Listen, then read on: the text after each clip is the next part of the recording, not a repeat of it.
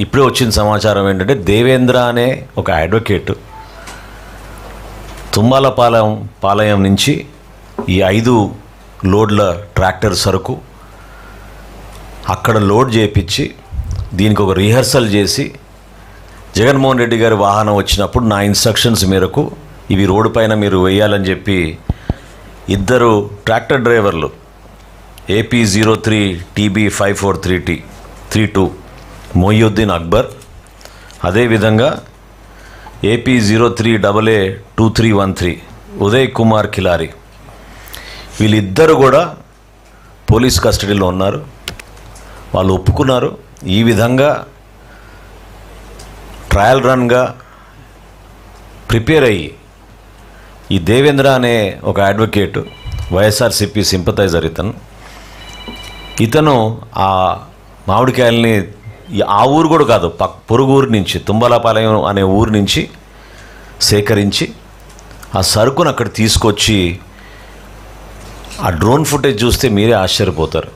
ఏ విధంగా పకడ్బందీగా ప్లాన్ చేసి ఇందాక అచ్చెన్నాయుడు గారు చెప్పినట్టు చీవంలాగా ఆ మ్యాంగో తోట నుంచి ఆ 5 ట్రాక్టర్లు తీసుకొచ్చి రోడ్డు పైన సరుకు వేయడం అనేది.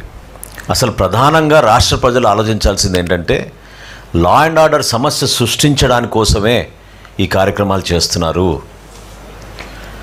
భయభ్రాంతులు చేయడానికి, రాష్ట్రంలో ఇటువంటి పరిస్థితి నెలకొంది, లా అండ్ ఆర్డర్ సమస్య ఉందని చూపించడానికి కోసం విశ్వ ప్రయత్నం చేస్తున్నారు. ఇంత భారీ స్థాయిలో ప్రజలు మమ్మల్ని ఎన్నుకొని కూటమి ప్రభుత్వానికి విజయం అందించింది ఒక మంచి పరిపాలన అందించడానికి, సమర్థమైన నాయకత్వంతో. ఏ సమస్య వచ్చినా కూడా దాని గురించి పరిష్కారం కోసం అందరికన్నా ముందే రియాక్ట్ అయ్యి మంత్రులు అందరం గౌరవ ముఖ్యమంత్రి గారి ఆధ్వర్యంలో రైతుకి ఎక్కడ కూడా కష్టం ఉండకూడదనే ఆలోచనతో ఎప్పటికప్పుడు ముందుకెళ్తున్నాం. ఈరోజు పోలీస్ అధికారుల పైన కూడా ఏ విధంగా రెచ్చగొట్టి మాట్లాడారో మీరు చూస్తారు ఇప్పుడు వీడియోలో. అక్కడున్న డిఎస్పి గారు శ్రీనివాస్ అనే అతను కింద పడిపోతే ఆయన్ని తొక్కి వీళ్ళు ముందుకు వెళ్ళిపోయారు, గాయాలైనాయి.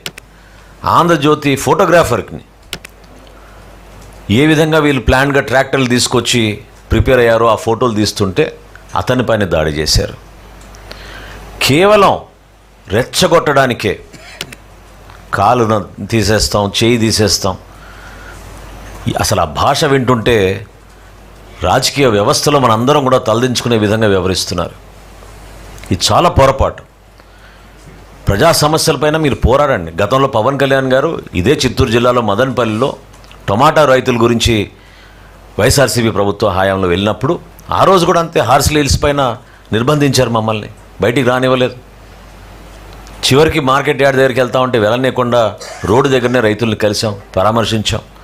కానీ కావాలని ఇట్లా కొనుగోలు చేసి మరి సరుకును తీసుకొచ్చి రోడ్డు మీద పాడేసి దానిపైనుంచి వీళ్ళు వాహనాలు తొక్కించుకుంటూ వెళ్తున్నారంటే ఎంత ఎంత ఉన్మాదులో మనం ఆలోచించాలి. దయచేసి రాష్ట్ర ప్రజలు నేను కోరుతున్నాను, ప్రభుత్వం ఎప్పుడు మీకు అండగా నిలబడుతుంది. లా అండ్ ఆర్డర్ ఎట్టి పరిస్థితుల్లో మెయింటైన్ చేయాలి. పోలీస్ యంత్రాంగాన్ని గౌరవించాలి. స్థానికంగా ఉన్న సమస్యలపైన ఖచ్చితంగా ఒక ప్రతిపక్ష నాయకుడిగా మీరు మాట్లాడితే మీరు మాట్లాడండి. వేదికలు ఉన్నాయి, దానికి ప్రభుత్వం స్పందిస్తుంది.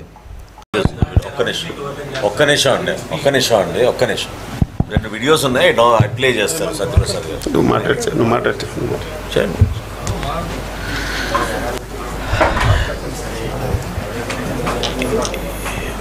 ఈరోజు